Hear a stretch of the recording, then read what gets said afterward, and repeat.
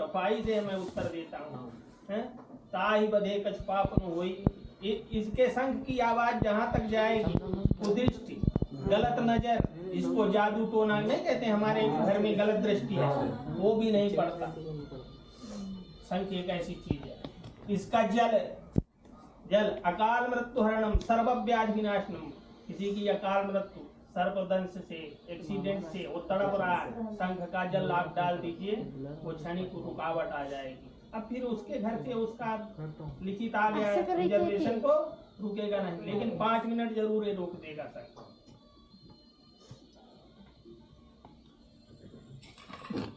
चलो भैया फूल अक्षत ले लो। अरे तेज बरोबर तो लागते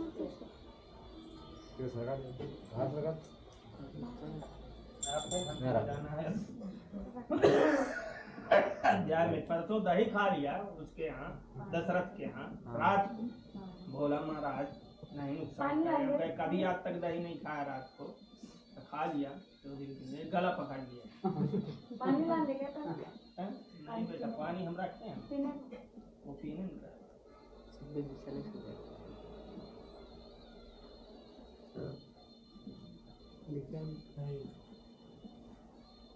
नवधा भक्ति आपने सुना है?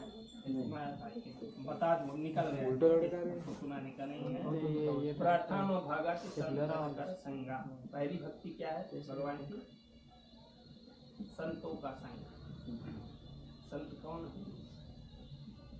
जानना चाहिए? आपने देखा है, उनसे मिला है, सबसे बड़े संत हैं अपने माता और पिता। इनसे बड़ा भगवान और इनसे बड़ा संत दुनिया में कोई नहीं है। होत प्रात उठ के रघुनाथा, मात पिता गुरु नामे माता। भगवान राम उठ के जब अपने माता पिता का स्मरण करते थे, चरण वंदन करते थे, तो हम लोग तो कीड़े मकोड़े हैं। वो सबसे पहले अपने माता पिता का चरण वंदन। संत यही है, संत के दर्शन। गिद्धराज जटायु का नाम सुना है आपने?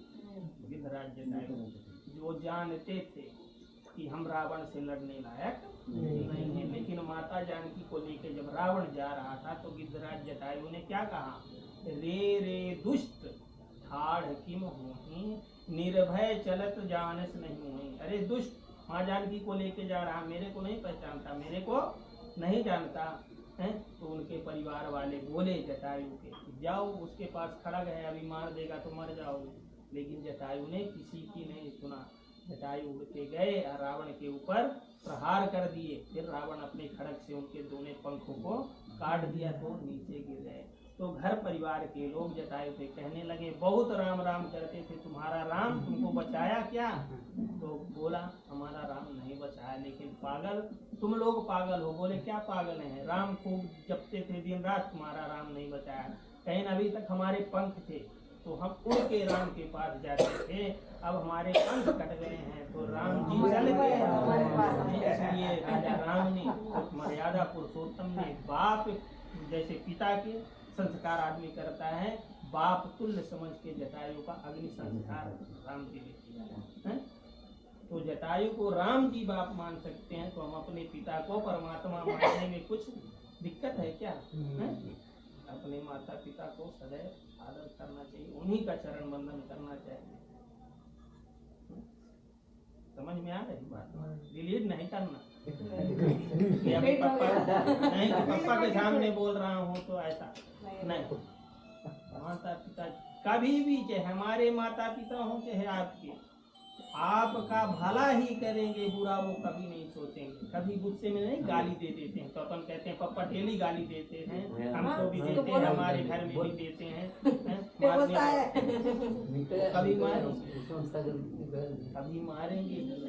अभी आपको ऐसा चोट लग जाए तो जो दर्द उनको होगा वो नहीं होगा। हम तो खाली जाएंगे, देखेंगे, अरे प्रकाश भाई चोट लगे, बस आए तो बस चले गए।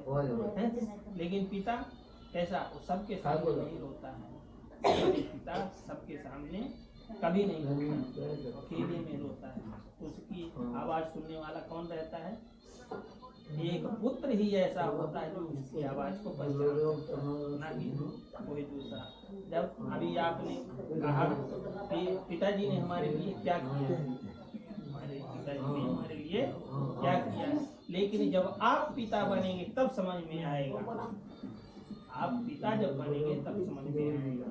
एक सास बहू, ये सास और बहू थी, तो जैसे आप इनके बेटे हो गए, ठीक है, तो आप धूप में काम कर रहे हैं, कैसा मई जून के महीने में गर्मी में मिट्टी निकाल रहे हैं, तो इन्हों आपकी माँ है गई, बोला बेटा चलो घर, बहुत धूप है, शाम को कर लेना। तो बहू क्या बोलती है, अरे करने दो, तुम्हारा लड़का इतना सुकुमार है क्या, फूल थोड़ी है कि पिघल जाएगा, करने दो काम थोड़ा है, खाओगे क्या बैठ के। तो माँ वापिस आ जाती है बेचारी, ये सोचती है कि हमारा बेटा धूप में कैसे जल रहा है, तो तब भी बहू चुप नहीं होती, यदि बिठा लो, आंचल में छिपा लो, ये कर लो, वो कर लो। तो छोटा सा पोतरा रहता है 2 साल का, वहीं पलने में पड़ा रहता है। तो दादी क्या करती है, आपकी माँ क्या करती है, उठा के उसी धूप में उस बच्चे को ले जाके रख देती है। तब बहू दौड़ के जाती है, बोली तुमको शर्म नहीं आती, हमारा बच्चा जल जाएगा। बोला बेटा तुम्हारा बच्चा जल जाएगा तो वो जो काम कर रहा है वो हमारा ही बेटा है, वो हमारा बेटा है, तो तुमको इतना दर्द हो रहा तो हमको कितना दर्द होता होगा। तो हर पिता यही अपने बच्चे के लिए सोचता है। अब बच्चा कब सोचता है, जब वो बाप बनता है कि हम अपने पुत्र को कितना प्यार करते हैं, इतना हमारे पिताजी हमसे प्यार करते थे। वो ही सत्यनारायण भगवान की जैसे कथाएं फिर कभी फुर्सत में बैठेंगे तो सुनाएंगे।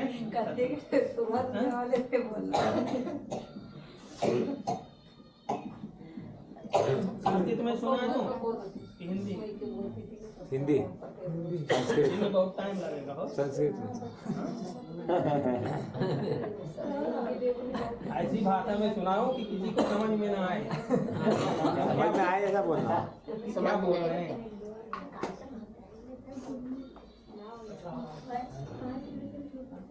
बच्चों से थे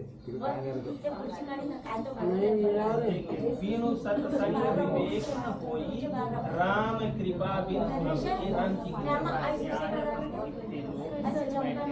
कल यही टाइम देखिए, इसी टाइम में लोग कभी बैठे नहीं मिले, कभी नहीं मिलेंगे। हम नहीं है तो आप नहीं, तो आप नहीं, कभी इतने लोग बैठे राम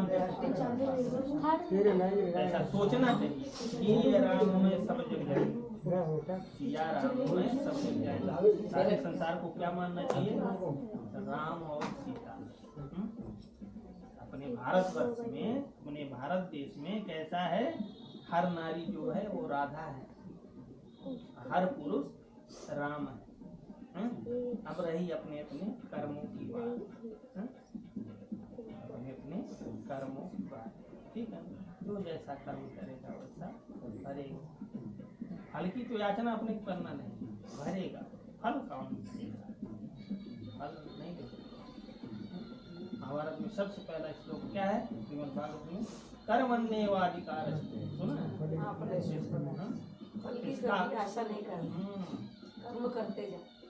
तो कर्म कैसा करना है, गाय को मारना, बकरी को काटना, किसी को गाली देना, ये कर्म नहीं है, ये कर्म नहीं है। पैर चलने लग गया, थोड़ा उसको पीछे करके आराम से बैठ जाओ।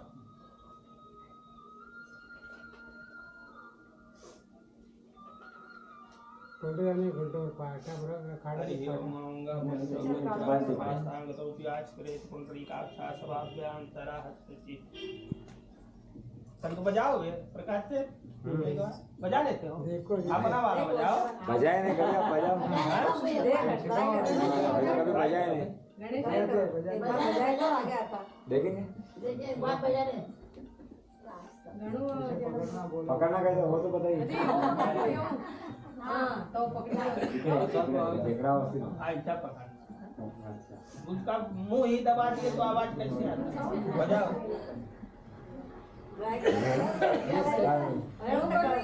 जी बंद कर दो।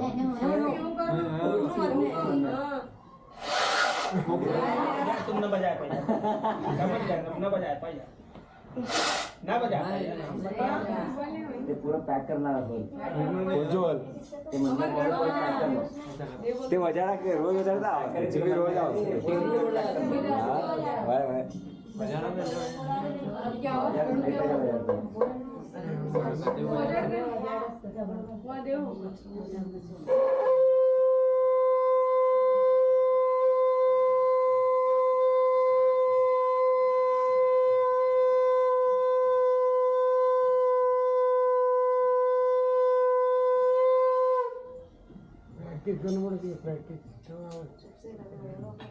बजाना चाहिए सर, बजाने से वो अभी अंकल जी कुछ पूछ रहे थे ना, इसका वैज्ञानिक लाभ भी है।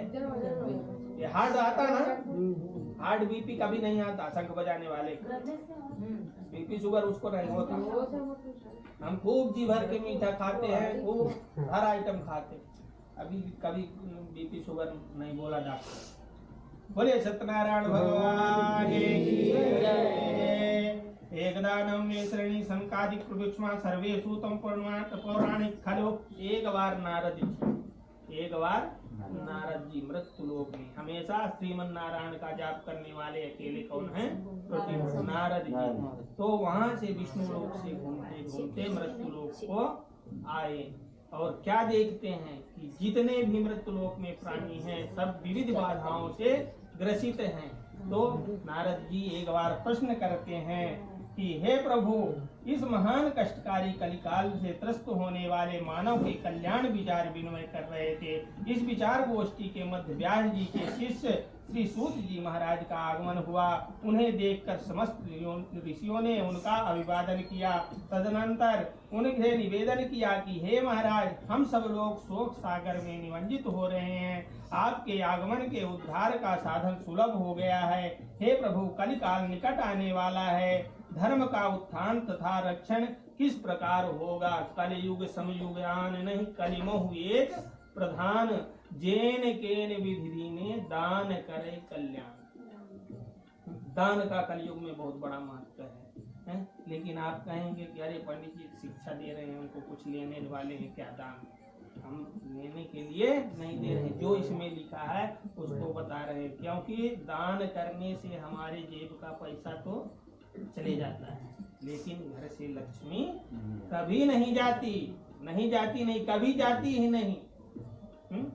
तो दान ऐसा करना चाहिए कि यदि राइट हैंड से किसी को हम दान कर रहे हैं तो लेफ्ट हैंड को मालूम नहीं होना चाहिए। लेकिन यदि हम मंदिर में एक फैन लगवा रहे हैं तो उसमें दादा परदादा नाती, क्योंकि वो कैसा कि 84 में अभी आप ऐसा भटकते हैं ना, साले अब पंखे में भी लिखा दिया तुम्हारा नाम, इसमें भी घूमते रहो। कभी भी अपन 100, 50, 10 लाख जितना अपने प्रभु दिया है, अभी किसी को दान करो बैनर नहीं लगवाना चाहिए। क्योंकि अभी आरती में क्या कहते हैं? स्वामी तुम अंतर्यामी, प्रभु तुम अंतर्यामी। प्रभु तो अंतर्यामी है, सब कुछ जानता है कि प्रकाश ने कितना दिया है। अब प्रकाश पेपर में निकलवा दे कि हमने 51 लाख रुपए दिया है तो कोई मानने को तैयार है? पेपर वाले मान जाएंगे, लेकिन वो तो देखा है ना कि प्रकाश 50 रुपए दिया है।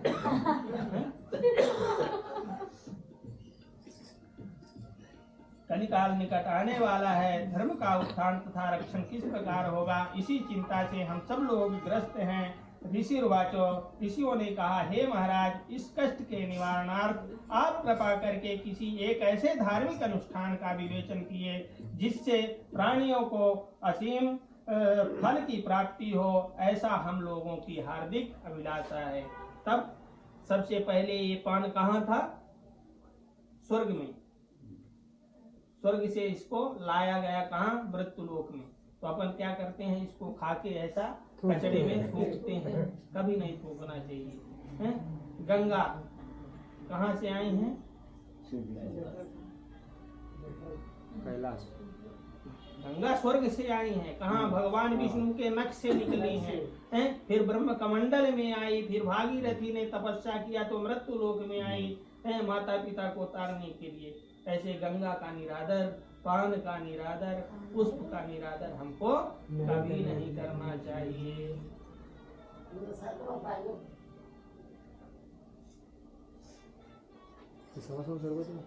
श्री सूतोवाच, श्री सूत जी ने कहा, हे महर्षियों, जैसा प्रश्न आप लोगों ने मुझसे किया है इसी प्रकार का प्रश्न एक बार देवर्षि नारद जी ने भगवान विष्णु से किया था, और जिस प्रकार भगवान ने उनके प्रश्नों का उत्तर दिया था उसी प्रकार मैं भी आप लोगों के प्रश्नों का उत्तर दूंगा। हे महर्षियों, एक बार देवर्षि नारद जी परोपकार की भावना से अनेक लोकों में घूमते फिरते मृत्युलोक में आए।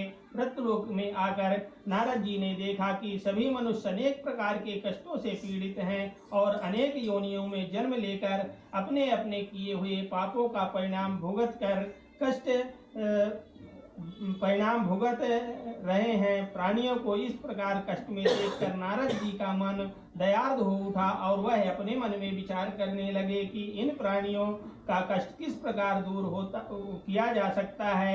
ऐसा सोचते विचारते हुए नारद जी विष्णु लोक को गए।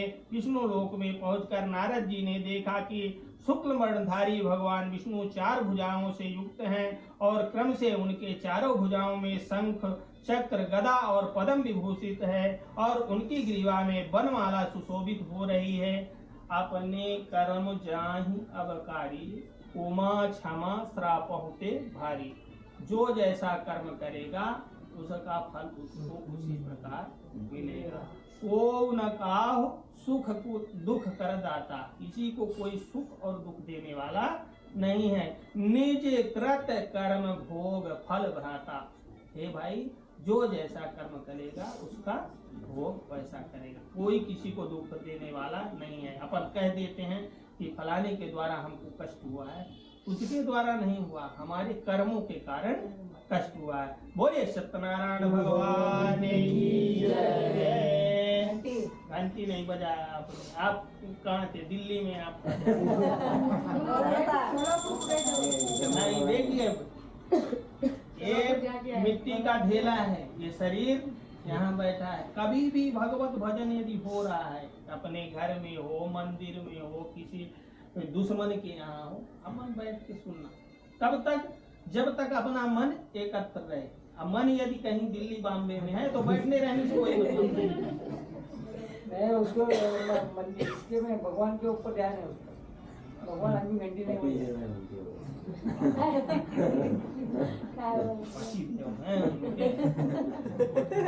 भगवान की लीला पे ठीक है। आपने देखा, हम तो पहचानते नहीं। एक महाराज जी व्यासपीठ में कथा सुना रहे थे, श्रीमद् भागवत की। एक बहुत सुंदर स्त्री थी, 1 लाख पब्लिक में एक बहुत सुंदर स्त्री थी। और जो संत जी थे व्यासपीठ में, उनके पास जो 25-30 संत थे, उनमें एक बहुत सुंदर संत थे। सुंदर सुंदर आप भी हैं। हम कह रहे हैं सुंदर आप हैं, तो आप अपने आप को सुंदर मान रहे हैं।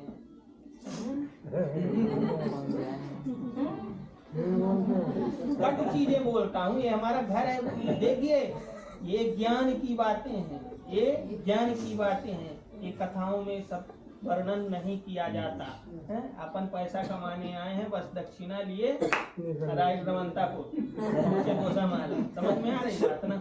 लेकिन ये ज्ञान की चीजें हैं। कभी ज्ञान कभी खाली नहीं जाता, नहीं, ज्ञान कभी समाप्त होता ही नहीं। जो आपकी मेमोरी में एक बार फीड हो गया ना कि हमको ये करना, ज्ञान पढ़ते ही जाता है। तो एक सुंदर स्त्री थी और एक सुंदर संत थे। तो 3 घंटे की श्रीमद् भागवत कथा होने के बाद शाम को जब 6 बजे पंडाल में सब पब्लिक जाने लगी, तो वो स्त्री गई महाराज जी के पास। जो वक्ता थे बोले, महाराज जी, आपके जो संत जी हैं ये हमको पूरी कथा में हमको देख रहे हैं, बताइए आप लोग संत हैं, क्या कर रहे हैं? तो संत जी बोले, नहीं बेटा, ऐसा नहीं हो सकता। तो कहे, नहीं महाराज जी, 3 घंटे आप कथा बोले, लेकिन ये संत जी हम ही को देख रहे थे। तो संत जी को क्रोध जगा व्यासपीठ में जो बैठे, लेकिन क्रोध का वर्णन उन्होंने नहीं किया। बोले, बेटा आपको कैसे मालूम कि संत जी आपको देख रहे थे? बोले महाराज जी नहीं देख। बोले, पगली तू देख रही थी, ये तुमको नहीं देख रहे थे, संत हैं, इनको देश दुनिया से कोई मतलब नहीं, तू देख रही थी। तब उसको ज्ञान जगा, चरणों में दंडवत गिर गई। महाराज सही बात है, हम देख रहे थे, कितने अच्छे संत हैं। संत कैसे होना चाहिए, चरण किसके छूना चाहिए, किसके नहीं छूना चाहिए, प्रकाश को बता चुका हूँ, मैं आपको भी बता दे रहा हूँ, सबको बता। चरण किसके नहीं छूना चाहिए, आप ही बताइए। जाके लव लवलेश ते जीते हो चराचर झार। रावण जब शंकर जी का लवलेश मात्र थोड़ी सी भक्ति पा गया तो त्रिलोक का विजेता हो गया। रावण त्रैलोक का विजेता हो गया। तो हनुमान जी कहते जब तेरे को थोड़ी सी भक्ति मिली सिद्धि तो त्रैलोक का विजेता हो सकता है। तो राम जी तो हमारे आराध्य हैं, राम जी हमारे आराध्य हैं, हमारे प्रभु हैं। तो तेरे से 10 गुना बलशाली हम हैं। रावण को यदि हनुमान जी एक मुटका मारते ना, एक मुटका प्रहार करते तो पाउडर हो जाता ऐसा, लेकिन हनुमान जी ने ऐसा कभी नहीं किया। तो आप सुंदर हैं, आप बलवान हैं, धनवान हैं, ताकतवर हैं, लेकिन कैसा हमको बनना है, हनुमान जी के जैसा विद्वान अविद्यावान। तो आपको विद्वान नहीं बनना है, विद्यावान बनना है। तो विद्यावान और विद्वान में क्या अंतर है? विद्यावान विद्या की, जो विद्वान होगा, जो विद्वान होगा, पढ़ा लिखा होगा, वो किसी को जीने नहीं देगा। हम विद्वान हैं, आपको जीने नहीं देंगे। हम बलवान हैं, आपको।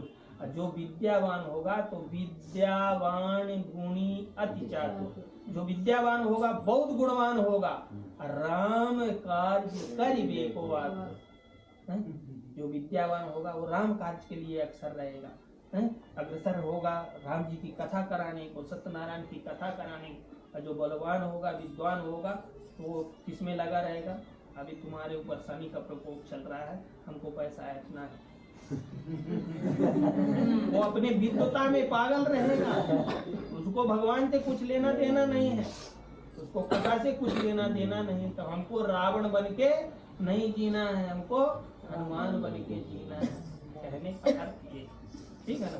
बोले सत्यनारायण भगवान की जय। अक्षत छोड़ दीजिए, दूसरा अक्षत ले लीजिए, ठीक है ना?